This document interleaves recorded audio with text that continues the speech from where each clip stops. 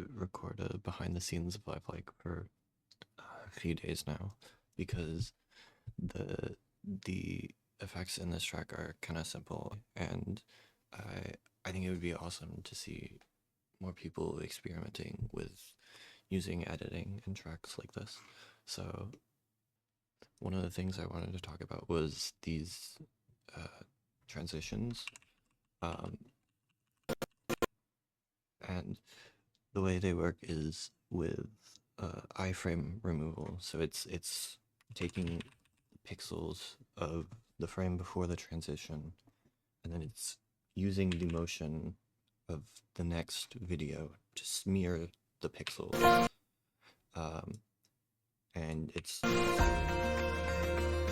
And I used this program called Moshpit to do it, and basically you just give it a video file and the frames that you want the transition to happen on, and it generates the ffmpeg command, and it kind of does everything for you. So there's not really any like knobs to turn or anything. You don't really get like to customize the result. But what I learned with this was that the input file you give it is kind of the settings, because you can do a number of different things to the video that you give it to change the result. So an earlier render of Lifelike looked like this, and there's a lot of shit left behind. And it lasts pretty long, and this is kind of obnoxious. I think the effect where Bosch is like painting the lines green is really cool, but I wanted to decrease that, and the thing that you do to achieve that is you put a bit of noise. It's literally just this video on top of it, and it generates a bit of motion. And so in the final video of Lifelike,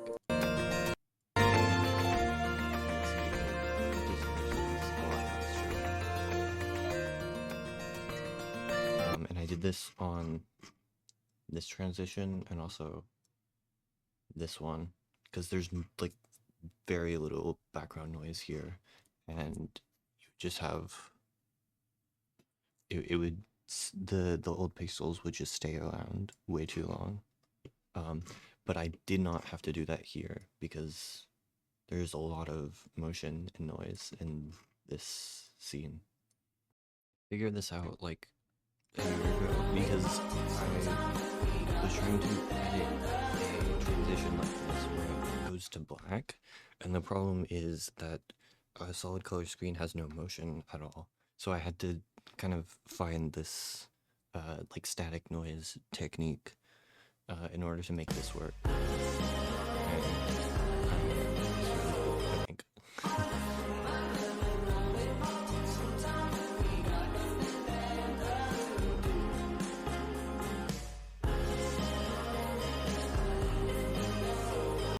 And I just want to mention this before I talk about the 3D stuff, but the way I do the layered tracks here is by taking just a solid white and using the recording of the track to mask it out. So this is kind of like the additive blending stuff done in Breakfast, but the benefit of doing it this way is it can be any color and still be like fully opaque. The first thing you'll notice about the 3D scene is that the frame rate is actually miserable. So what I'm gonna do is actually just turn the grass like way down. I have to fucking find the node. Okay, I'm gonna put the density at 0.1. So it's kind of bearable now. The way I get Bosch in 3D is basically the same as what I did in the video editor before, where I'm using the video as a mask, but instead I have a shader nodes. If I can find it.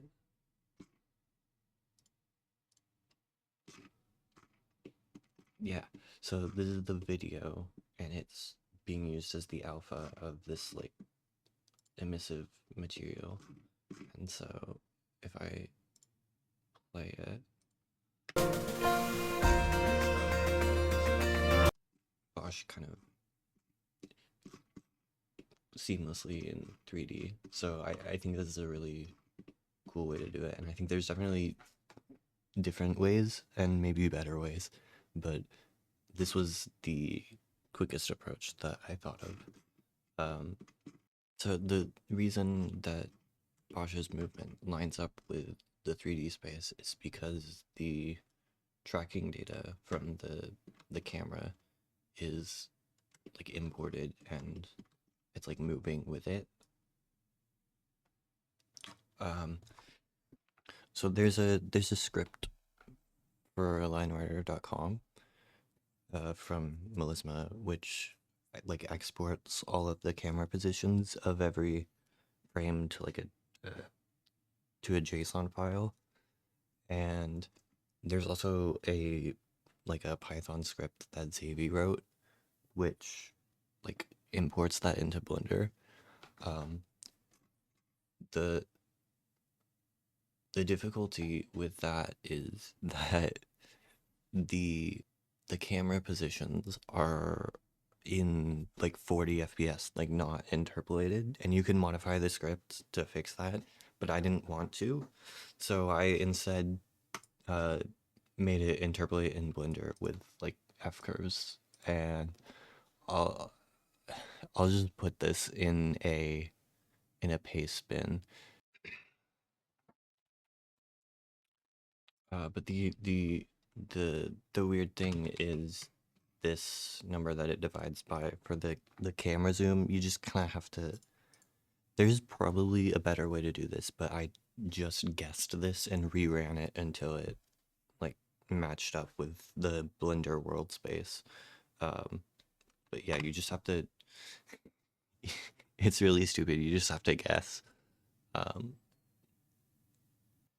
So one of the things about the grass that's really interesting is it actually does not exist on the back sides of the hills, and there's also like less of it farther away, and that's why it's bigger. It's like to compensate for that. And the reason I did this is because if you if you remember the when I put the density up to what it has to be like full, my frame rate is non-existent. So I just wanted to be able to work in Blender. So like all of this is like tiny adjustments to the density of the grass so that like parts that aren't visible aren't like screwing my frame rate over. This whole thing is a huge mess. I'm like not I don't know what this is for. It's not connected to anything. But yeah, this is nightmare node graph. The clouds here are also like all made with grease pencil, just kind of scribbling them in Blender and like moving the vertices around. There's one interesting thing, which is this noise modifier, which is what makes them kind of like wobble. Yeah, that's that's basically the entirety of how the clouds work. These lines that go in and out of the ground are also grease pencil. I don't know how the fuck I just went to frame 0. These are also grease pencil, and what I do here is the build modifier is what makes it like draw in an animation, and if you do grow and then vanish, it does this thing. Uh, and I use that a bunch in Lifelike because it's fucking awesome actually. So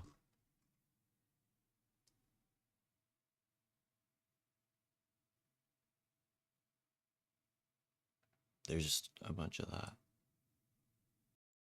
The last scene is also in 3D, but I just reused the same. What the fuck? What the fuck did I just do? I just reused the same tracking data and then I rendered it with lines. So very basic setup. But the interesting thing here is the stars in the background. These are pretty simple shader.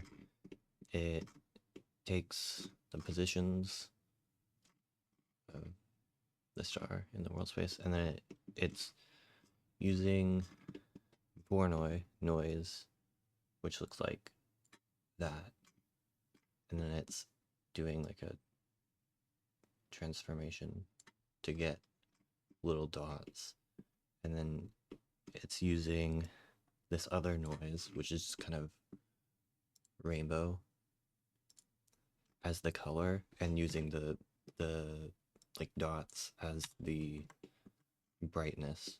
And so you get this, and there's just a tiny bit of color difference. And because this is being driven by time, it's taking like a different 3D slice of the Voronoi, like every frame. So that is what makes the stars like in and out. I think I can visualize that better if I do. It's really subtle, but you can see the sounds fading in and that's basically what makes the stars fade in and out. And I modified this range near the end so they kind of get smaller and smaller until they disappear.